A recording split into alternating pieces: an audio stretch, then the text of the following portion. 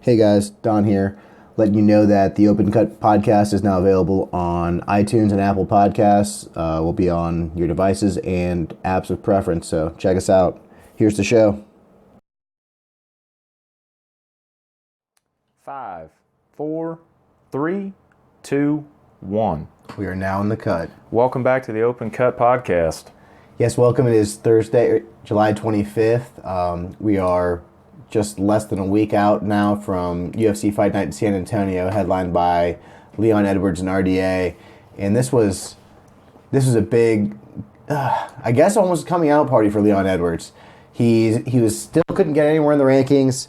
He gets matched up against a top tier welterweight who's fought all the best guys, former lightweight champion, and he beats him 5 rounds on a 5-round fight. It was as impressive as I've ever been with Leon in any of his fights, and I think that he's right up there with the top contenders now. Yeah, he looked great. He didn't look the best, but he definitely looked, one, ginormous next to RDA, which a lot of guys do, but he just looked... What do you mean he didn't look the best?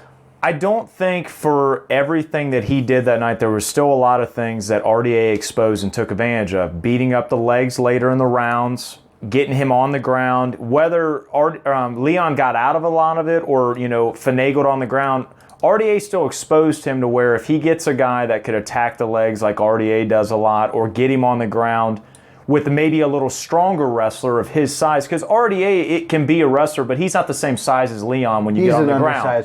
He's an undersized welterweight like we talked about. So I think Leon looked great.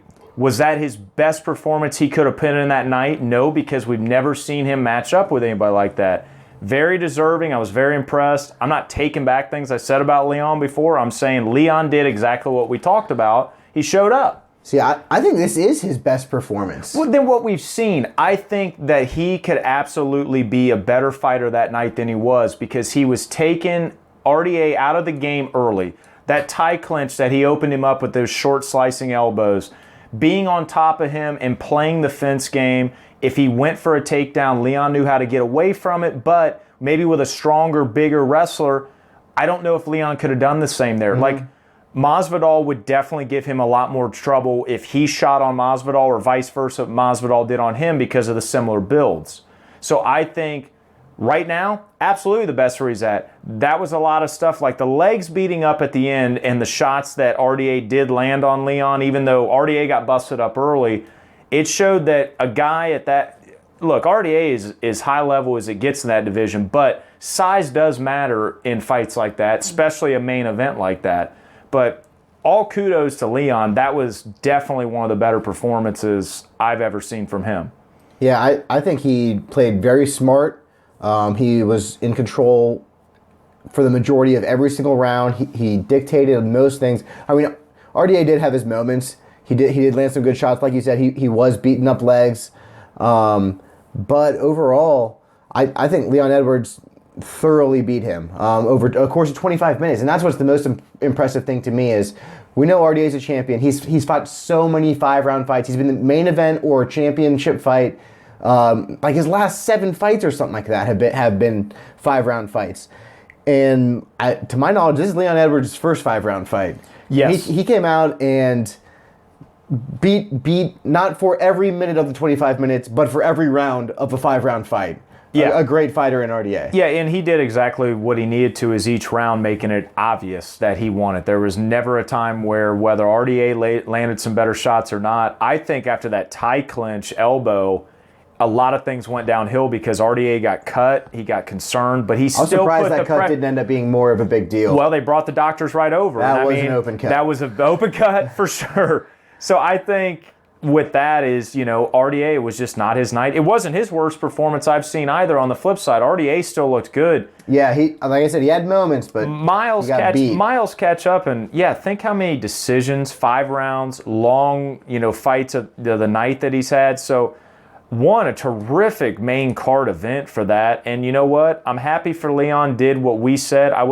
I actually would rather not talk shit about Leon if he would have lost or won to saying, well, he didn't show a good performance, or if he lost, I told you so. I'm glad somebody showed up and said, look, I've been talking and talking for a while. No one believes me. Here I am now. perfect. Now we have a completely different lineup of potential setups down the road. And obviously you saw, calls Masvidal right out the gate. There's nothing wrong with that. It's rightfully so. And I do not think that that is a bad fight at all, because Leon Edwards went from winning and dropping down the rankings to beating RDA, which now jumped RDA one spot and is now in the top 5. So it's perfect. Yeah, that is the fight I want to see the most, for sure. For both of those guys. Out of anyone I want to see Jorge Masvidal fight, it's Leon Edwards. Out of anyone I want to see Leon Edwards fight, it's Jorge Masvidal. It all has to do with what happened after the Masvidal-Till fight. But I don't know if either of them... Well, Leon Edwards is going to take that fight. I don't know how stubborn Jorge Masvidal is going to be about waiting for a title shot.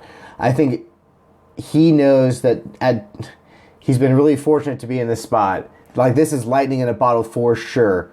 You're 2-2 over your last 4 fights. Your last 2 happen to be spectacular knockouts as an underdog. After a 2.5-year hiatus, too. So I think Jorge is very realistic. And, everybody above him is, he's got his buddy Colby, who's going to be fighting. You got Woodley, obviously, with the injury, and then Carmen Usman, who's holding the belt that can decide. Not decide, but he's going to obviously get the right opponent at the right time. I don't think Jorge at all thinks that he's non-deserving or deserving to fight somebody like Leon, and I think he knows at the end of the day, he wants that big check, he wants that big knockout, and then guess what? You do it again 3 times in a row.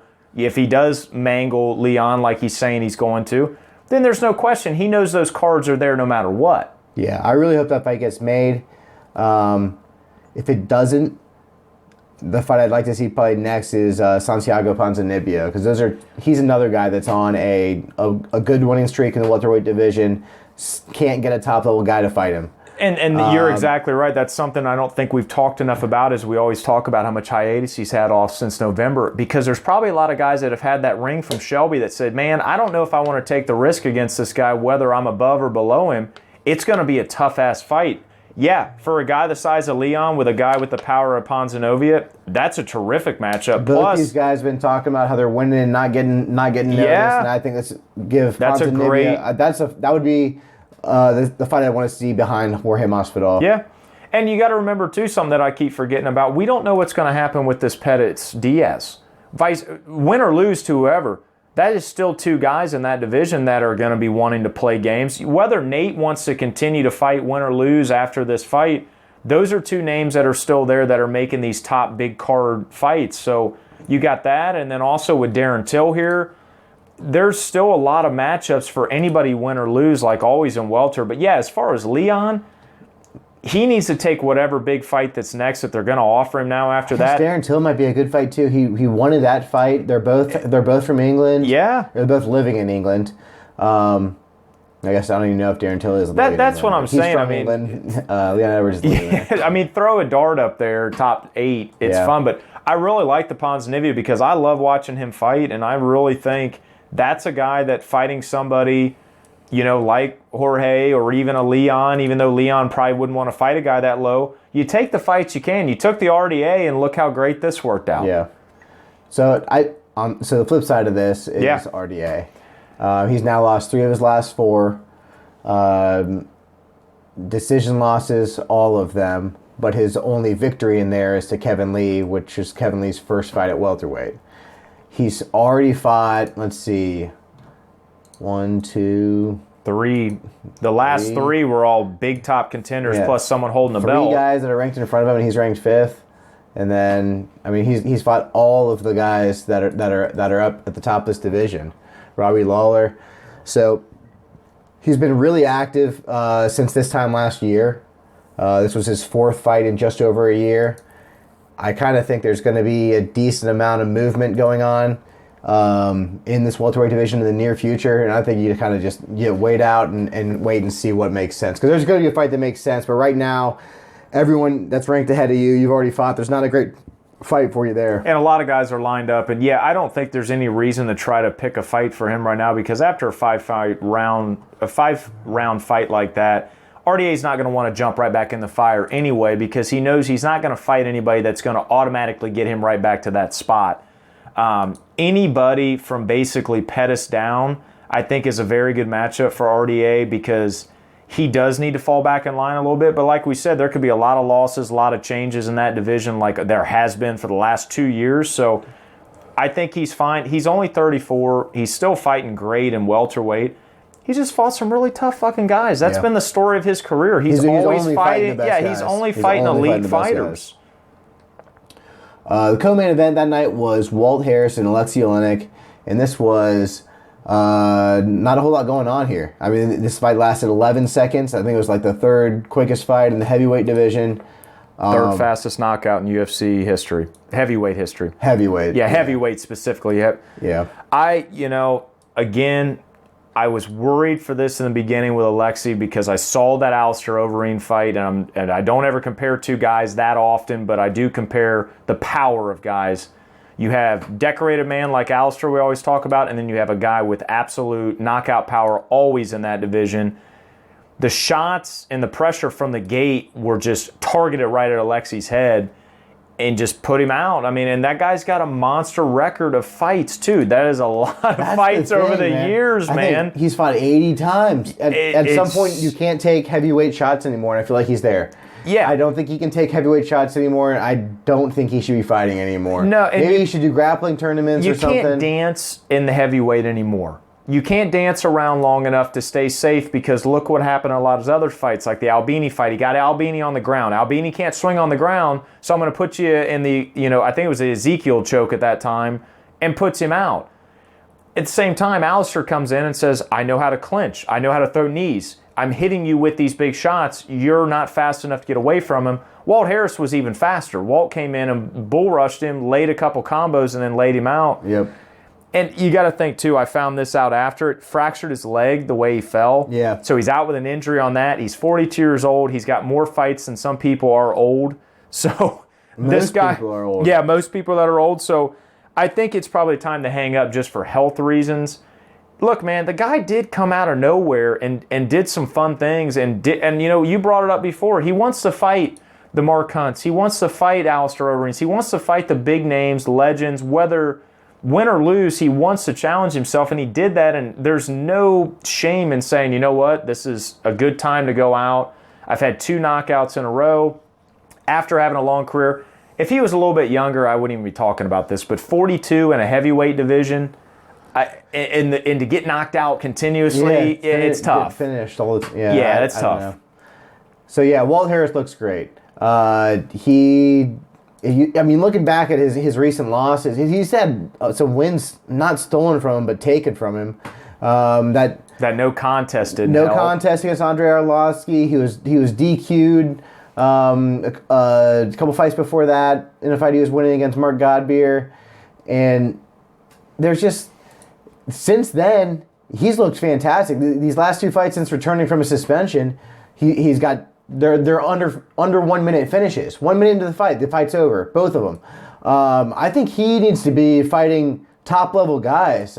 You talked about comparing him to Alistair Overeem. I love that fight. That's the first fight that popped in my head. Derek Lewis, if he's coming back. Yeah, and with Derek, we don't know when that's happening, but with Alistair just beat Olynyk too. That's like we always talk about, that's a great matchup to say we both beat a guy that was tough. We both put him out in a spectacular way. Alistair's obviously looking for a winning streak. Walt's on a winning streak. So let's go. Both the matchup there, and again, if you like heavyweights and you like a first-round finish, there's your fight lined up right there. That fight's not coming out of 1 round. Not just because Walt's been knocking people out. Alistair's not trying to go longer either. Alistair wants to be fresh, grab a hold of you, and wear you down.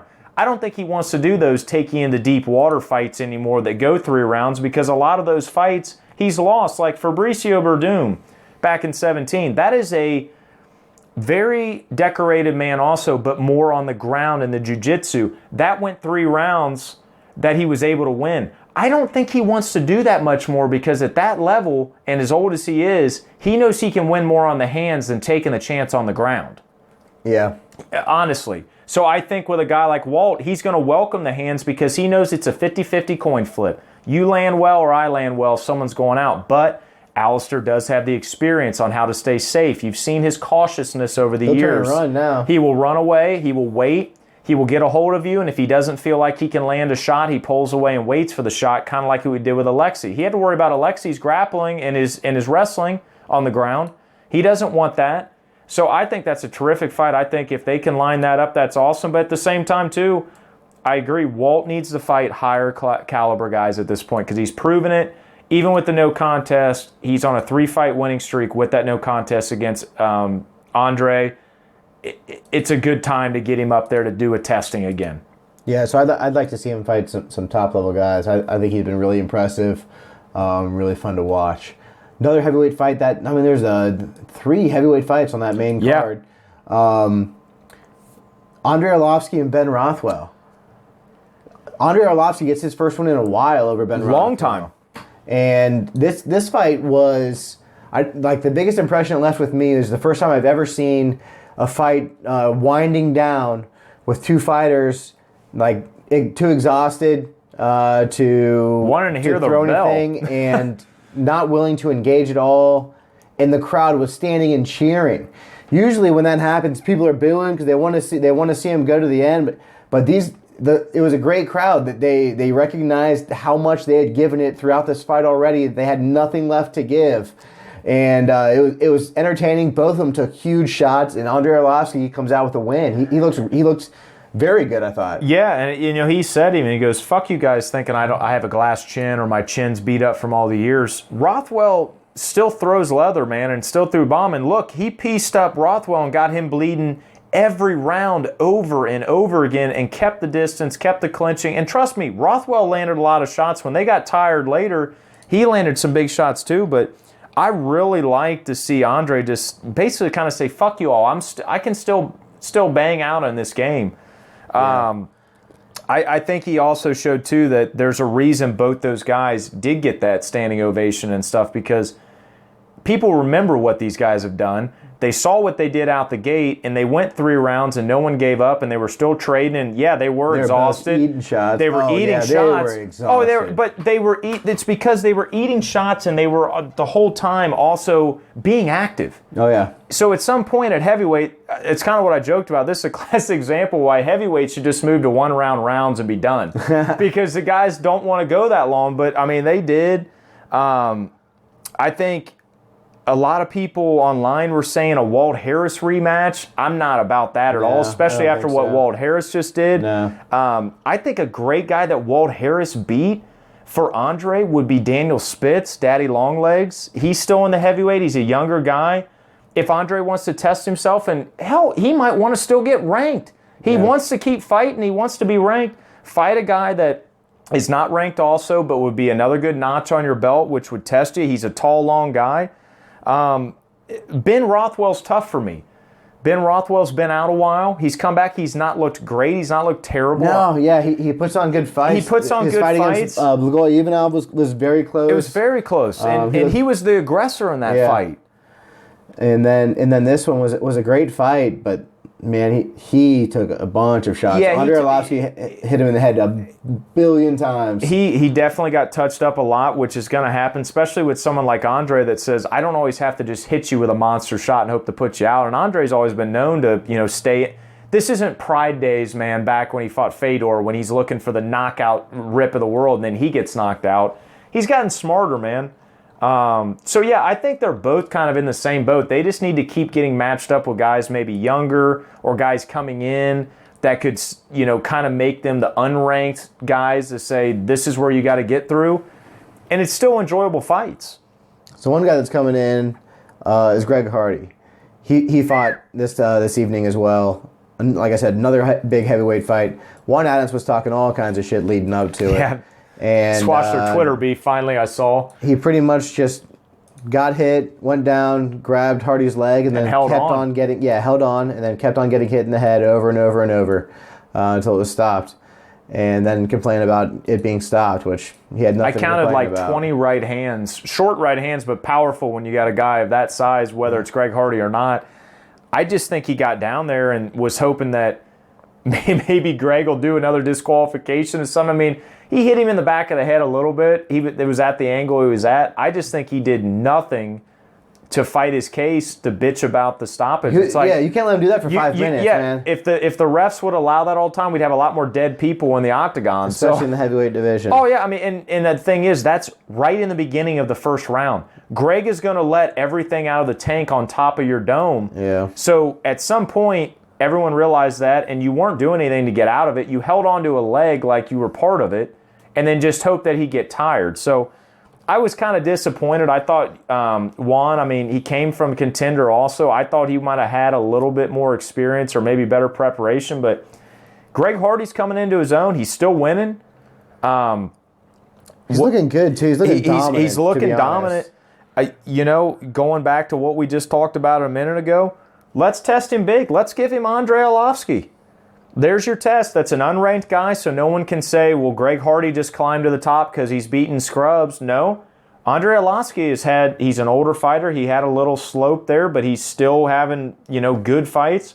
Go and fight Arlovski, and then if you beat Arlovski, absolutely you're ranked. At this point, I'm fine to see him fight anyone like 15-10, too. Who would you like to see in the top 15? Anyone. Really? I'd like to see how good Greg Hardy is. We really don't know. I like that. I think he gets worked. He may, and that's what we really don't know. But we do know he hits really fucking hard because no one can take it. Well, everybody does. I mean, Stipe always said it. Everybody hits hard at heavyweight. The only person that hits harder at heavyweight is fucking. Obviously, I'm losing my train. Francis. Francis is the only heavyweight that doesn't hit like a heavyweight. He hits like a Mack truck. Yeah. Give him Ty then.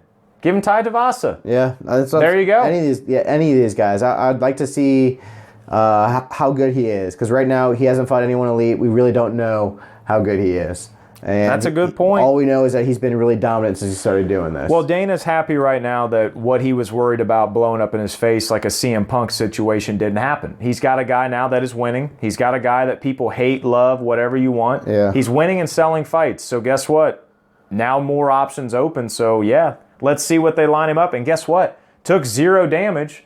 So in 3 months, Greg could be right back. Fuck, we've seen it this year. He could be back in a month like a cowboy.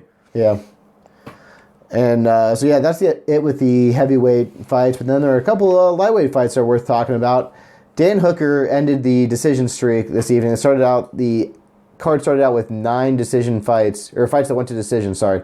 And he came up with the first round KO against James Vick to stop the streak. He looked good, took advantage of James Vick dropping his hands, which he's done. He's been known to do. He's been getting knocked out that way. His last 3 fights, he was I don't know, like 15-1. Now he's lost 3 in a row.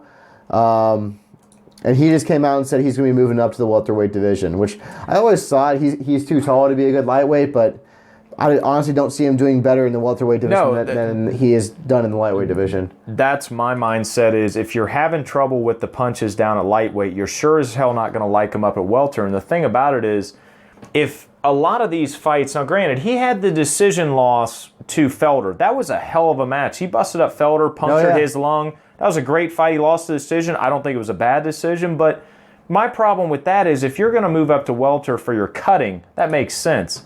If you're if you're already having trouble at lightweight, these guys are finishing you with 1, 2, maybe 3 shots. Gaethje did it with 1 and finished with 1 more on the ground. Dan did the same. Nobody is combination or taking you to 3rd rounds and tiring you out and beating you up for 3 rounds. You're getting finished in rounds 1 at the both times with Gaethje and Dan and done. You're out. You're absolutely flatlined almost. Welterweight is not the division right now to go in and hope not to get touched. I think those dudes are so much bigger. They hit so much harder. That's what I'm saying. He's going to go in there and get cleaned up. And here's the other thing. You're going to fight no one ranked. You're going to fight no one that most people know if you move to welterweight. And also, if you get knocked out now at welterweight, there's nothing back in the well for you at lightweight because you've made the committal. Yeah. And then now you're looking at a situation that you have 4 losses in a row in the UFC nowadays, unless you've been around a long time. Like Ross Pearson's a perfect example. Ross Pearson had 4 losses in a row. They're going to let you go even with a name like him. You haven't been in the UFC that long. I know you had tough win. A while. Not that long. You lose 4 in a row plus moving. Kevin Lee is teetering with that too, but Kevin Lee has also had way more entertaining fights and decision fights and fights that he's lost because he did something slipping up and got caught, with Tony in a submission. Not knocked out on his ass. I just don't see Vic holding up with the strength. I think what we've talked about, he has fought lower guys for a long time. He was a man among boys. He was a bigger dude. He's 6'3", fighting at 155. That's a big cut. That's a big guy at 155. He took advantage of a lot of smaller guys. Dan Hooker is not a small guy. Dan Hooker is a very similar build, and he took him out. So where does Dan Hooker now that he's got this victory? He's back in the rankings. His loss to Edson Barboza is his only blemish recently. He's saying he wants to fight in Australia, which it makes sense. Very. He's from New Zealand, and that's going to be a huge card in Australia featuring Robert Whittaker and Israel Adesanya. If he can get on that card, that's great. He said any lightweight that wants to. I heard Al Iaquinta raised his hand, said he'd be interested. And wow. I think that'd be a great fight. That's a terrific fight. I really hope they can make something happen because I'd love to see him fight in Australia. I'd love to see that card get even bigger. And if they could make an Al Iaquinta fight happen, that would be great. My on the devil's advocate is I don't want to jump too quick with Dan because I like Dan. He trains with Israel Adesanya, so obviously that card there, that's big for both of them. You have to look at his background. The Edson Barboza war, even with the TKO, is he took so much damage and with just a heart of a lion being able to get through that, getting his guts busted up. Beats James. Before that was Gilbert Burns, and then Dan Miller Miller, who has passed his time a little bit in the lightweight, and then before that he had a decent sub over to Kasi. I don't want to throw him to the wolves to a situation, and I always use that term. I shouldn't. With Al Iaquinta is coming off a loss to Cowboy. Al Iaquinta was up there trying to fight for the belt.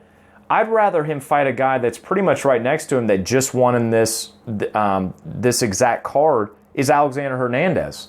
I think both their fighting styles, and Alexander, we're going to talk about it here a bit, he won a decision that he shouldn't have won as far as on paper. Alex is very dangerous. He fought Cowboy and lost. He's fought some other decently middle ground guys in welterweight or in lightweight, like also Dan has. Let's have that fight before we try to go and call for bigger names. I know all these guys want to do that, but it's better to have a good background record like Leon Edwards just did than try to jump right up the ranks and get starched and then have to start over. I think if he beats someone like Alexander, who has had momentum, is a name in that sport just like Dan is, then he can climb a lot more. Because I don't see Gregory Gillespie locking up with Dan. I don't see Charles Oliveira wanting to take a fight anytime, especially the things he's been doing recently. He's going to want a bigger fight with all of his accomplishments and his win streak. And then Paul Felder obviously is already going to want some guys. He beat Vic before. He's going to want some taller guys. I'd like to see Dan hold back and beat a guy like Alexander, or vice versa if Alexander can beat a guy like Dan. Because Dan has come back and forth out of the rankings.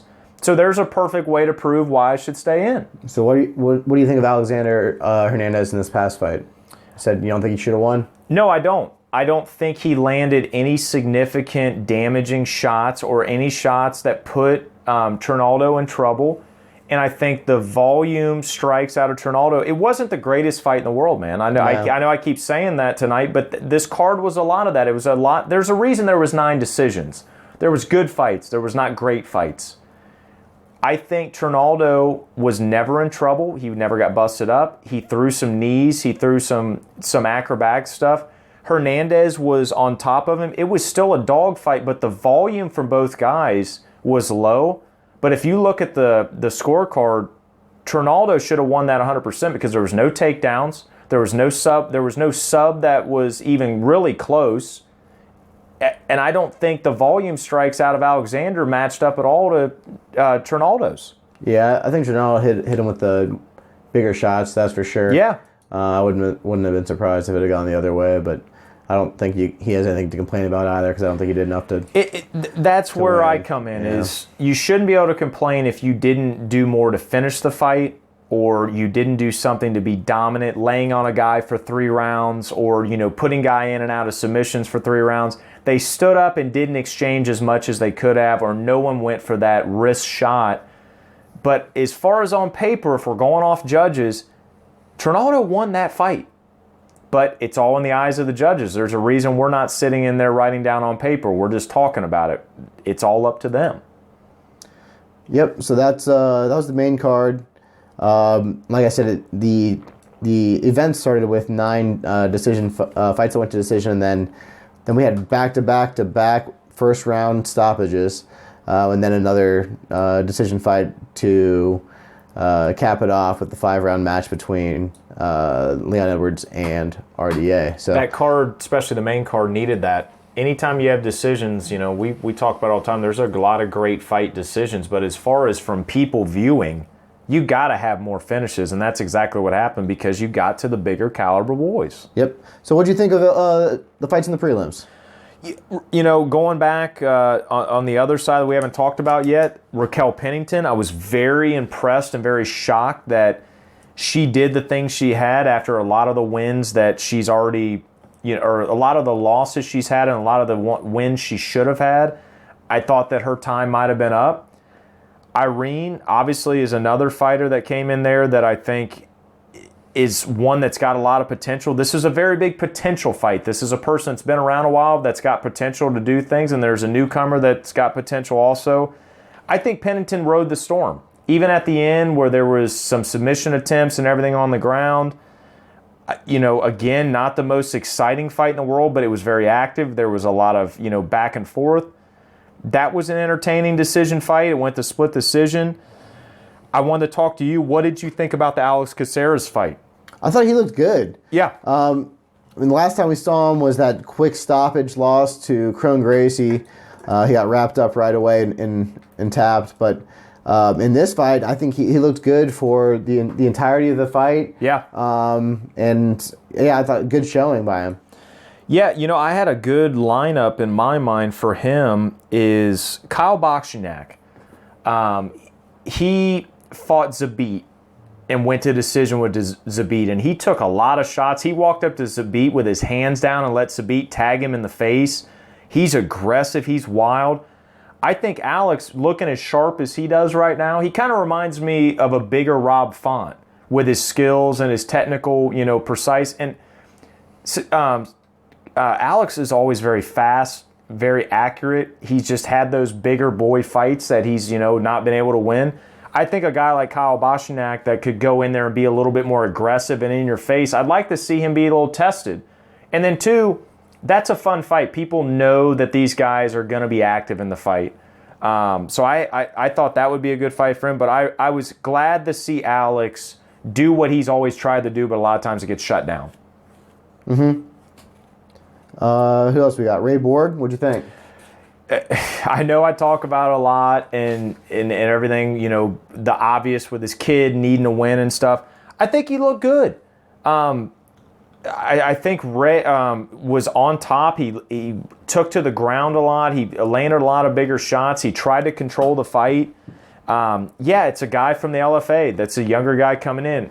Ray's young. He's just a popular name that people know because he's been around for a while. With his loss to DJ before, it's a situation where the guy has fought some big guys. He's just had a lot of time off, and he's also had a lot of situations where he's just not able to make a fight happen or not clinch or, not get through a fight that he should win.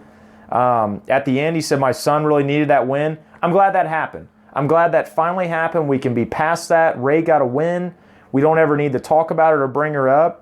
I think for him, staying in 135, if he can keep the weight right, he keeps his diet right, and stays active like he does, great guy would be Alejandro Perez that just got knocked out a couple weeks ago. He's had 2 losses in a row. Ray's looking for some bigger names. He just dropped out of being number 14th in rankings to now unranked. That's a great fight for Ray. They're both very fast. They're both, on top of each other. Let's let Ray do his own story now. Let's see if they can line him up and he can prove it. Let's not do any more newcomers. Let's do some guys that have been in the division for a while, like what he was used to fighting in the beginning. Yeah, I'm with you on that.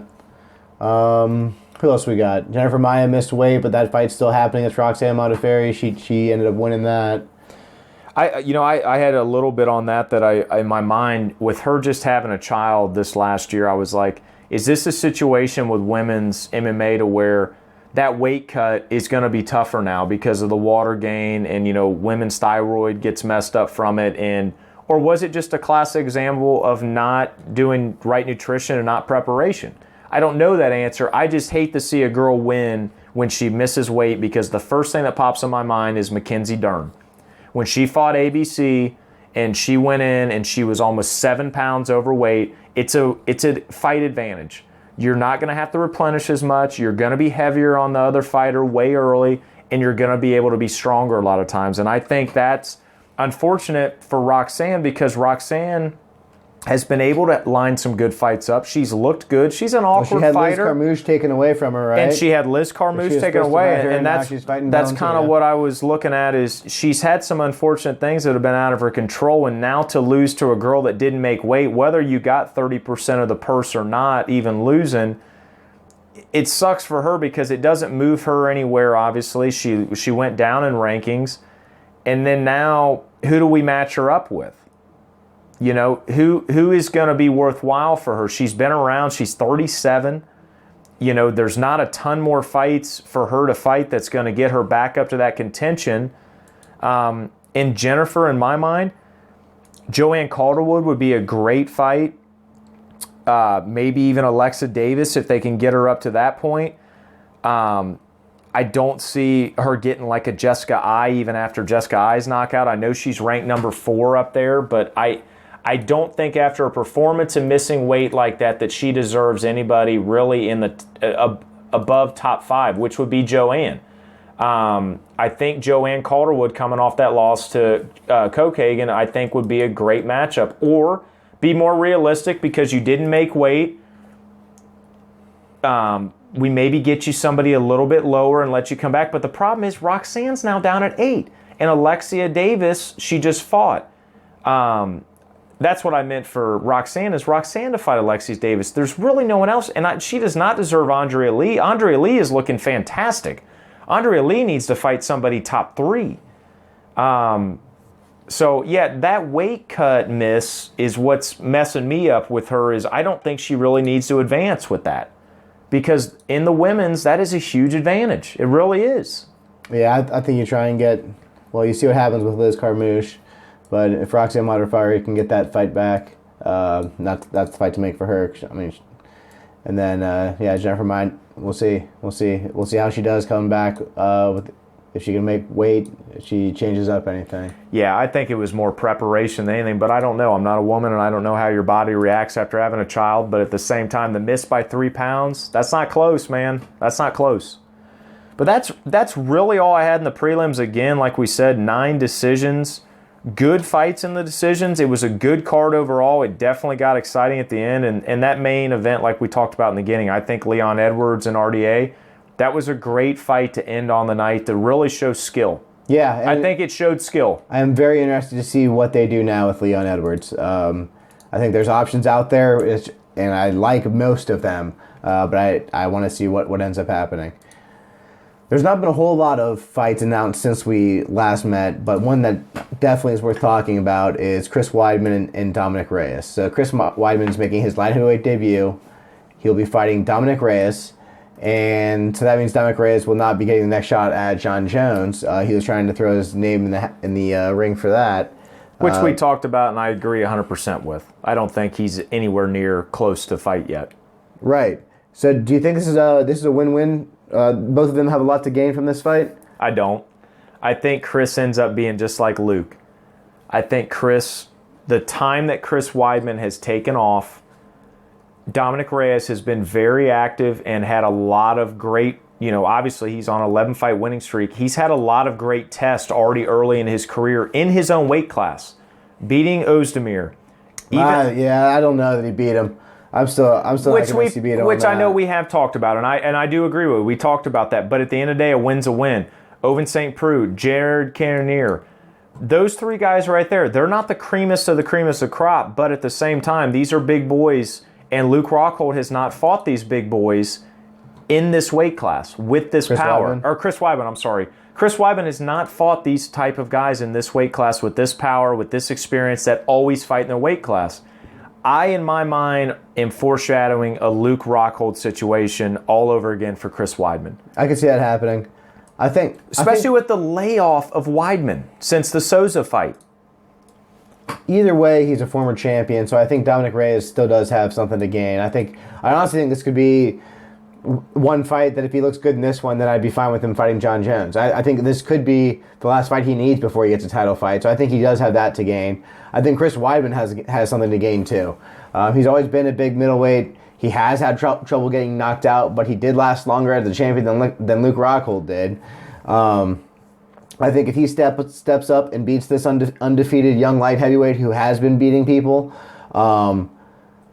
I think it's great for him too. So I do think they both have something to gain here. I like this matchup. I would have liked to see Chris Weidman come up and fight someone a little further down in the rankings. So did I. That's why I say that. At light heavyweight, he is a former champion, but they're also different fighters up here. So this is going to be headline UFC Boston, I believe, in October. Mid-October. I like I like the decision of that location for that fight, especially for Weidman and Dominic. Just 11 months and not fighting active after your last fight was a knockout. That's what is sparking in my mind. I definitely think they both have something to gain and lose, like they always do. I mean, that's every fight. But Dominic beats him. Does the UFC see Dominic as being someone that worthy to go right in when you have Anthony Smith and Thiago, who, regardless, Thiago's not fighting because of the knee injury. With John Jones leaving or staying, I still don't see Dominic Reyes being in that pool yet. I think, in my mind, he goes and fights Chris Weidman, and if he beats him, he's just going to fight Anthony Smith next if Anthony Smith doesn't get locked up. So you just think John Jones won't fight? I don't. I mean, if he does, I'm going to be really happy, and I'm glad I'm wrong. But I think John Jones at this point goes, let me go make some bigger money up at heavyweight and make a statement. The checks could be bigger, the people could be bigger, and guess what? I have an opportunity to fight Daniel Cormier again for the third time, and I can knock him out at heavyweight and say, it doesn't matter what weight class I'm in, I'm putting you out any motherfucking way. And by the way, I don't need to go back to lightweight and cut that weight. I'm great up here at heavyweight. I'm doing the same thing. And keep bringing bigger guys up. And guess what? Even if John, God forbid, does get knocked out or does lose up at heavyweight, no one's going to blame him. You went up to a weight class above you with monsters that hit twice as hard. John is the best distance control guy in the division. He will find a way to make heavyweight his home to be safe. He is not going to get in brawls. He's never gotten in brawls in light heavyweight, even with Gustafsson. He had an unbelievable first fight with Gustafsson, but that was not trade until someone's tooth comes out. He's very smart how he fights. So I think he's going to realize, like we've talked about, is he wants to get as much money as he can for all this lost time. And I want the biggest fights because there's not much in the well here anymore. He's beaten everybody under him, and if he hasn't beaten them, they're not worthy to fight him. You got Gustafsson, who just allegedly retired at number 6, that he's beat twice, and the last time he knocked him out. Everybody above him is not even close to being able to fight John Jones.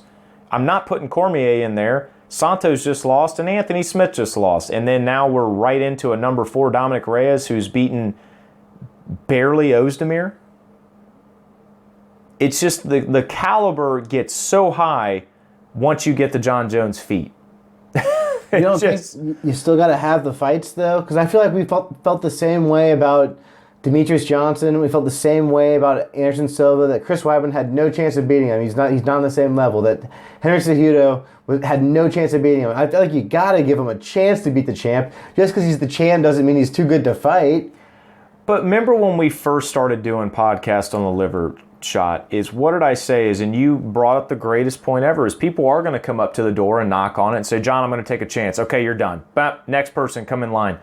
After a while, that's going to get old for John, and that's going to get old for people saying, I want to see something new.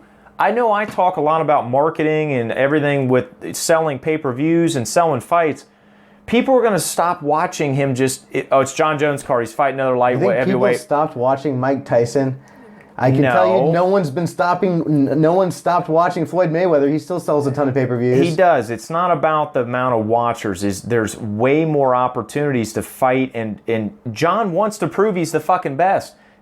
he can stay around here as long as he wants and prove that. I just don't think there's a lot of entertaining fights for anybody after Santos. Santos was the last big entertaining fight. I'm a huge fan of Anthony Smith. Was that marketable for people to be like, yeah, most people said, who the fuck is Anthony Smith? At least with Santos, people know the name because he's been around forever and he's super violent and crazy, and everybody said he's got a puncher's chance.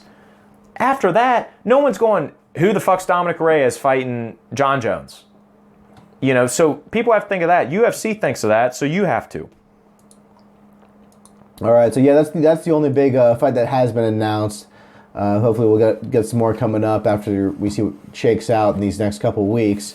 Coming up this weekend is UFC 240 in Edmonton, Canada, headlined by Max Holloway and Frankie Edgar. He seems to be the fighter they bring in when they don't have a Canadian fighter to headline a big card. You've been saying that a long time, and it's so true. It's so true. And this one, he's going up against Frankie Edgar. So this is a big fight in name value. Yeah. Frankie Edgar earned this fight a couple years ago and never got it. And now I think he's just getting it out of being Frankie Edgar. Yep, in the name value.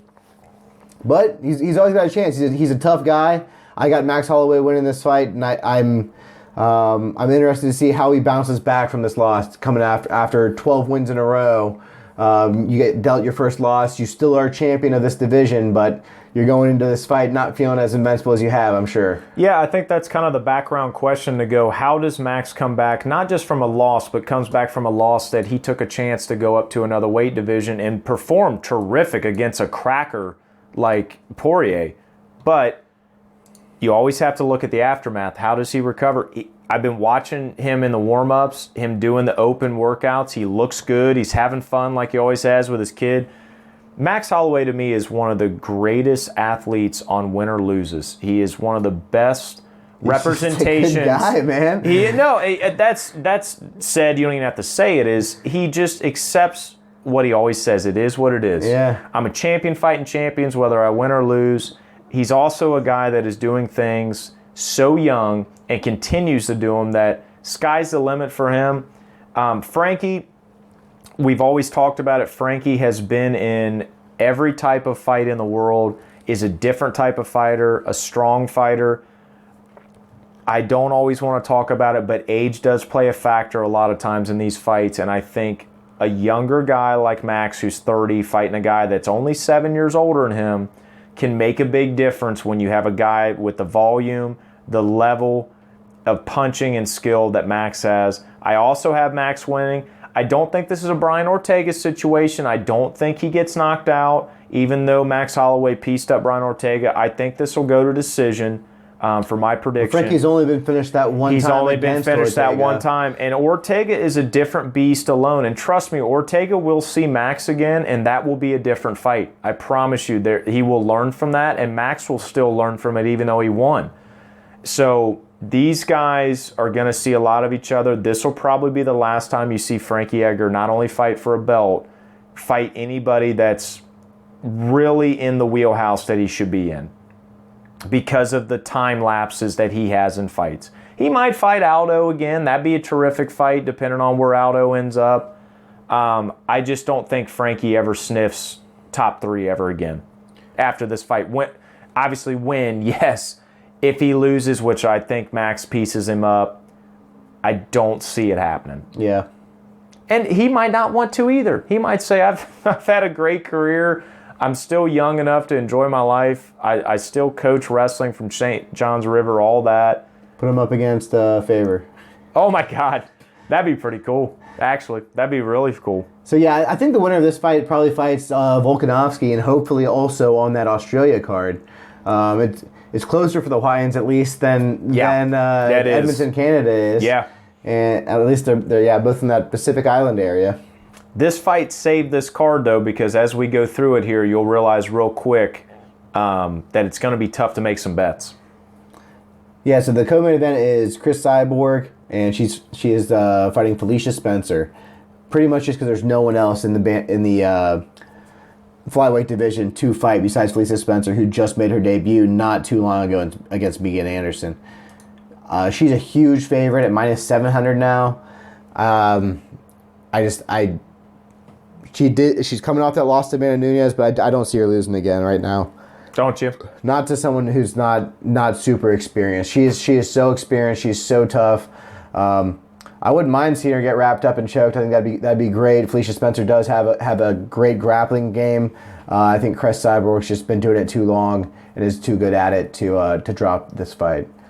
Well, that is why I'm going to make this my bet, because I'm going to turn your words around and let you know that I'm going to take the chance that I'm not the most confident about, but I do think that her wrap-up game and sub game is strong enough, and Chris Cyborg has been doing this a long time, and this is Chris Cyborg's last fight, and Chris Cyborg doesn't allude to the rest of us where she's going to go after this fight. So I think the timing for a chance for a newcomer to come in and do something not as shocking as Amanda Nunes, but maybe take advantage of something that just came very shocking. For the payday for me, I'm going to take the bet on the underdog from hell for Felicia Spencer at plus 450. We got Jeff Neal and Nico Price fighting in the welterweight division. We both got Jeff Neal winning this one. Flyweight, Alexis Davis and Vivian Araujo, I guess. Yep. And we both think that Alexis Davis is going to get knocked off on this one. I'm a little bit impressed with the record, but I think she's ranked too high for what she's done. But again, in that flyweight division, it's a newer division. There's a lot of girls that have come in and out of it. I think she's fallen in there. I think this is going to be a very big test, even though it's an underdog. I think she's going to have her feet put to the fire by somebody that wants to be ranked. So in turn, she's not had some of the greatest wins. So I think the underdog here definitely, or I'm sorry, not the underdog. I believe Alexis Davis is going to be that true underdog here and not be able to really make the momentum against a new upcoming fighter. And then in men's flyweight, Alexander Pantoja and Davison Figueiredo. We both got Davison Figueiredo winning this by decision, and I'm going to go ahead and make that my bet. That's a great bet. He's an even money underdog, and I'm thinking there's only been one person to stop him so far. I think that he's going to get through this one as well. And then at light heavyweight, we have Marc-Andre Barrios and Krzysztof Joko. Joko, yeah. So I thought that Marc-Andre was fun to watch. Yeah. His last fight against Andrew Sanchez.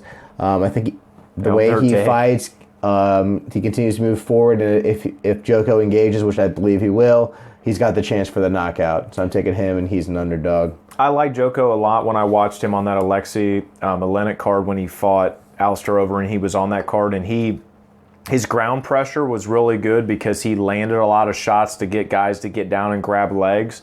I think fighting a guy that likes to trade, I think Joko's got a better chance of landing that fist and putting him out. So I got a TKO in the first for him.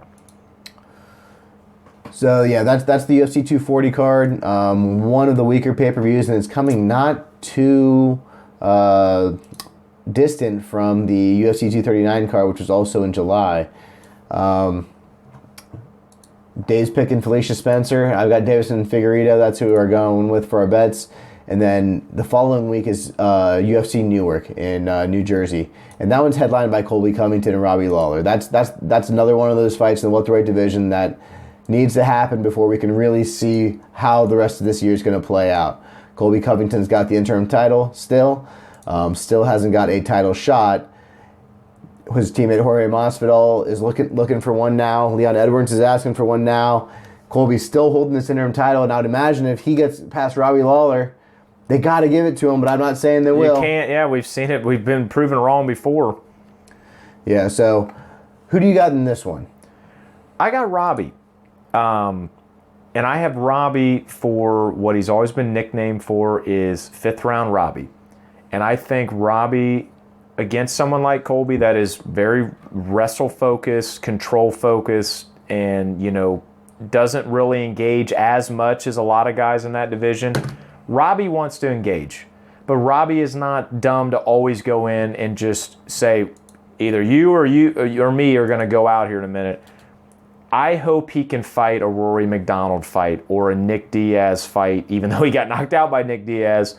But the aggressor on a guy that likes to get on the ground and try to control you or not let you do things, I think Robbie will finish that fight in the 5th round with a TKO by wearing Colby down, because I think Colby thinks he can wear Robbie down.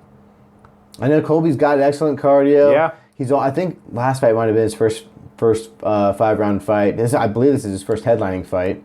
But I think Colby's going to do what he does and just wrestle you and win more rounds than you. He's been pretty dominant of late. And unfortunately, I have to agree with you, because they could go that way too. I don't know if he's lost any rounds that I can remember. He doesn't put on the most entertaining fights, but he's always controlling the fight. And I think he'll do the same thing to Robbie. Yeah, probably will be his toughest fight to date. But I'm expecting Colby Covington to win here. Volkan Oezdemir and Ilir Latifi. Actually, sorry, this fight got moved. This is now on the UFC Uruguay card, I believe. That's right. Yeah. Again. Yep. Got canceled for the back injury and now it got moved. Yep, so now we lost another terrific matchup on this card. So that is going to be the following week in UFC Uruguay. But we are getting Jordan Espinoza and Matt Schnell. That's a fun fight in the flyweight division. So this is one of the first flyweight fights since that we've had the resurrection of the flyweight division.